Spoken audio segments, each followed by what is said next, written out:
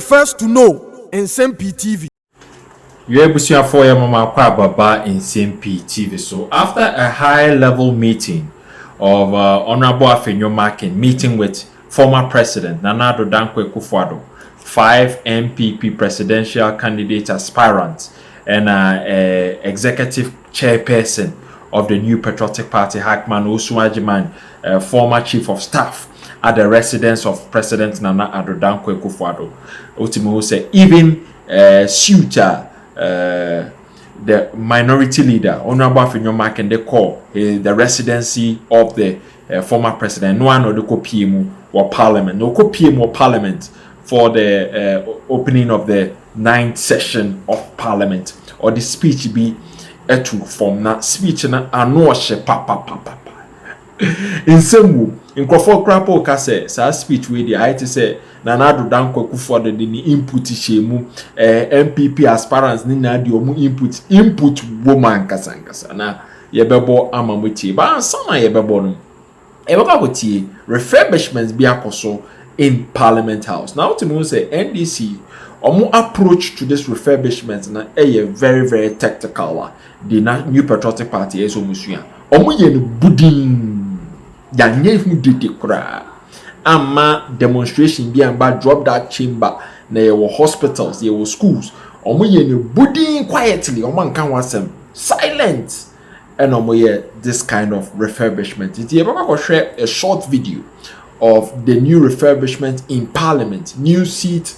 You say oh 24 na o say to the second na ye bodi ane ama ye muso donating new kente cloth even for part of the refurbishment also in Parliament. But yenko share this new refurbishment na yeba.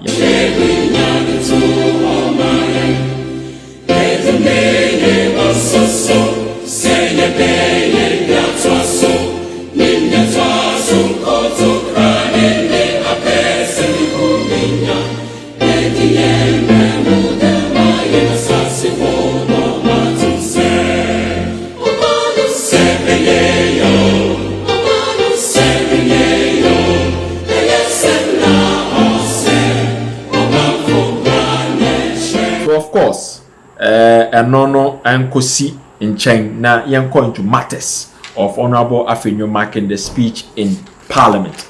Now Oshasi every in Nyama Akoso, you put to say the passing of the mighty 8 fallen Dr.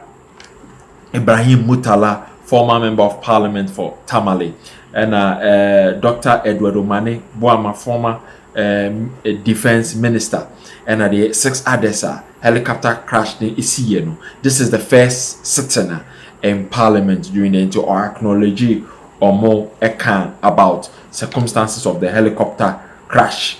And also a boss so straight to action.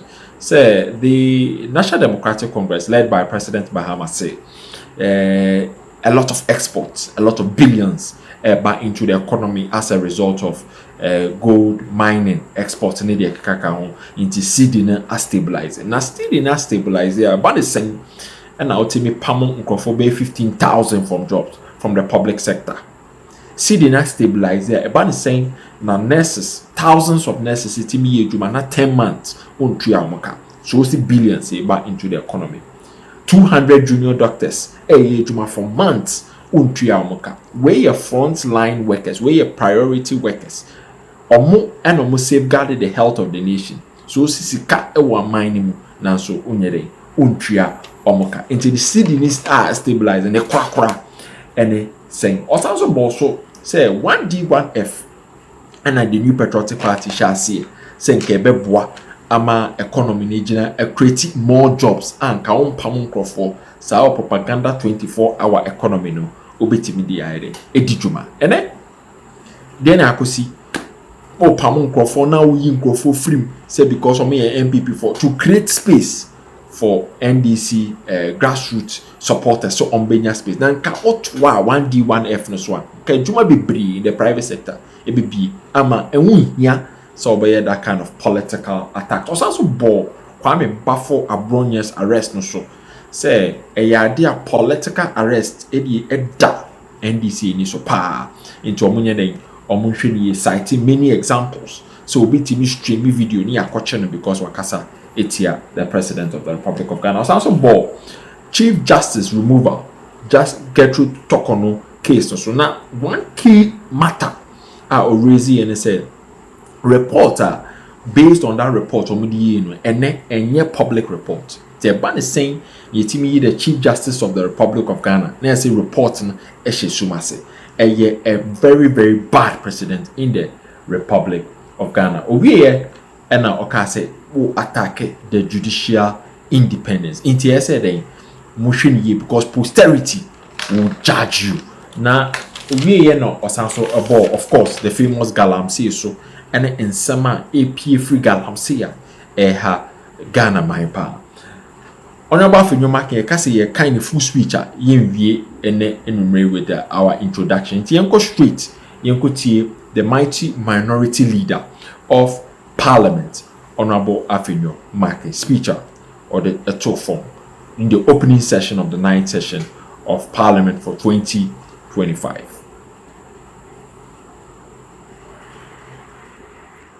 Mr. Speaker, let me thank you for the opportunity to make my remarks as we reconvene for the third meeting of the first session of the 9th Parliament.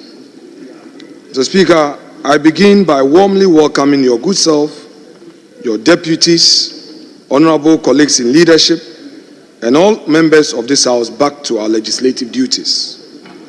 I also extend this welcome to the Clerk to Parliament and his deputies, the dedicated staff of parliamentary service, and members of the Parliamentary Press Corps, whose support remains invaluable to the work we do. Mr. Speaker, during the recess, we were struck with sorrow with the passing of 8 distinguished citizens who served Ghana with dedication and honor. We mourn our respected colleague, Ibrahim Murtala Mohammed, Member of Parliament for Tamale Central and Minister for Environment, Science and Technology and Innovation.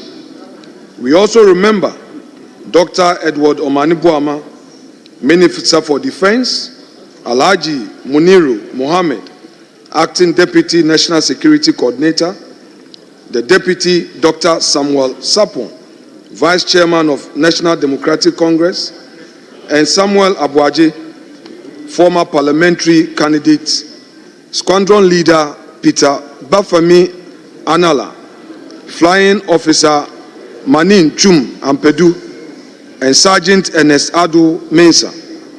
Mr. Speaker, the minority extends its deepest condolences to their families, loved ones, and all who mourn their loss. May their soul rest in perfect peace. Even as we are inspired by their dedicated service to recommit to public service with dignity, courage, and honor. Mr. Speaker, we have today also welcomed 2 new members of Parliament, a member for Akwitia and Tamale Central.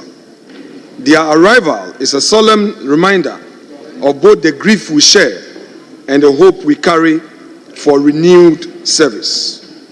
Mr. Speaker, the state of our nation's governance presents a mix of trials and opportunities, from economic hardship on the home front to unsettling development on the international stage.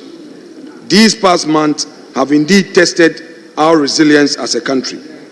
Mr. Speaker, Ghanaians remain concerned about the economy.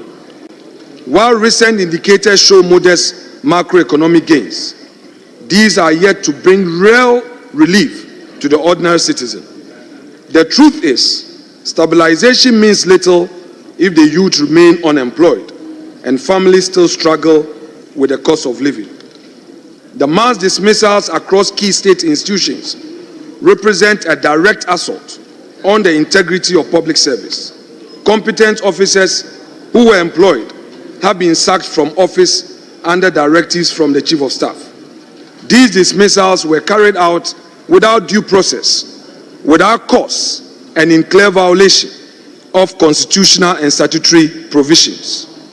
These are politically motivated acts that undermine professionalism, weaken state institutions, and erode public confidence in governance. The recent labor unrest whilst we were on break shows a clear public discontent.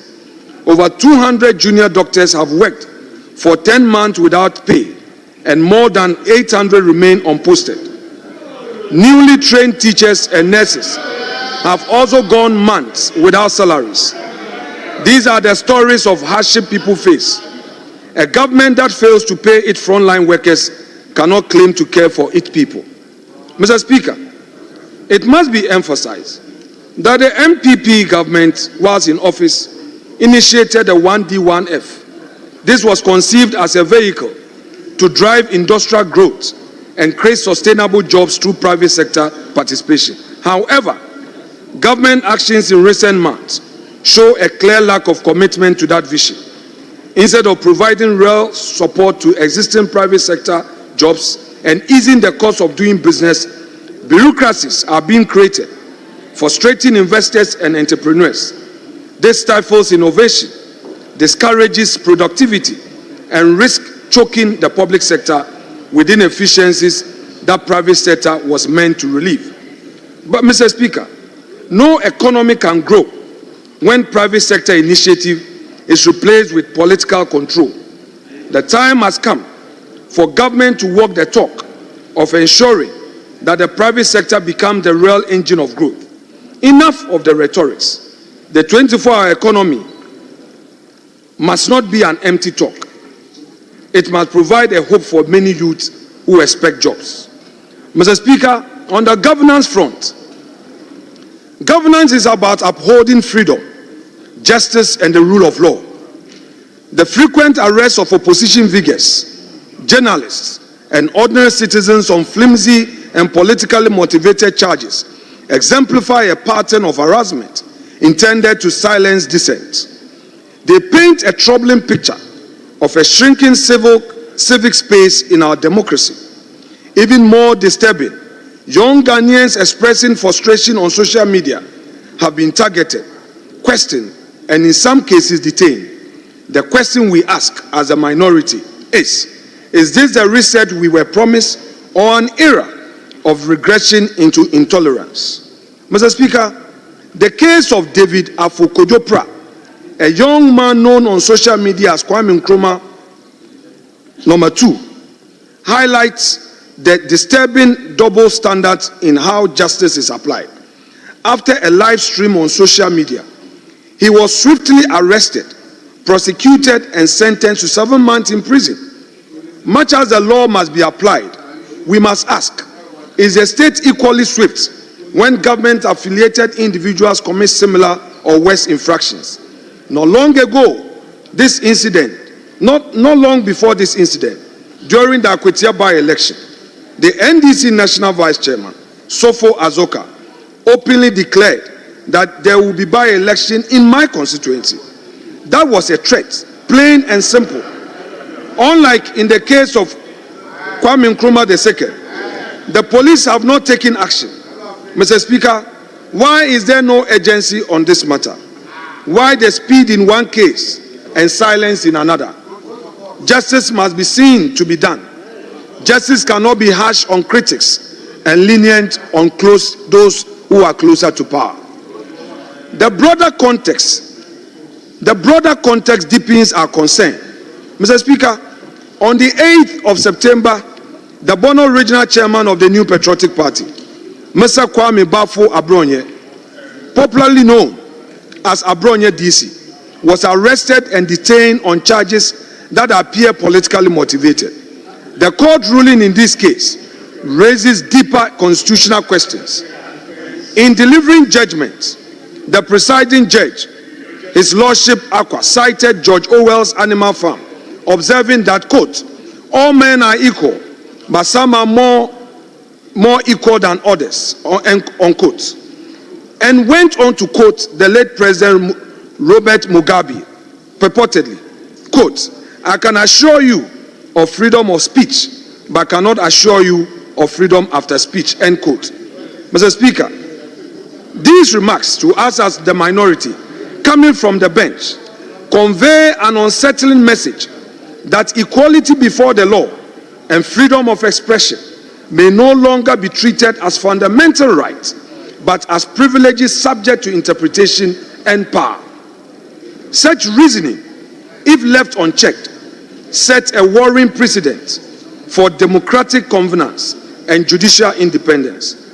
The use of Orwell and supposed quote from Mugabe to rationalize the restriction of free speech undermines the spirit of our Constitution, which guarantees every citizen the right to express opinion without fear of reprisal. Ghana's courts have long stood as the last line of defense for liberty, and any departure from that role risks eroding public confidence in justice itself. The minority, therefore, finds this trend dangerous and calls for restraint, reflection, and a renewed commitment to fairness, equality, and the true meaning of freedom under the rule of law. Mr. Speaker, the minority registers its unequivocal objection to the removal of the Chief Justice, Mrs. Gertrude Araba Esaba Saki Torkonoo. We believe the process lacked transparency, violated constitutional principles, and set a dangerous precedent for judicial interference. 3 separate petitions were referred to the Puaman Committee. The committee only had 1 petition, then adjourned proceedings for continuation on the 15th of September. Yet, without notice to any party in the matter, the committee suddenly submitted a report on the 1st of September, and within 2 hours, an announcement was made of a removal.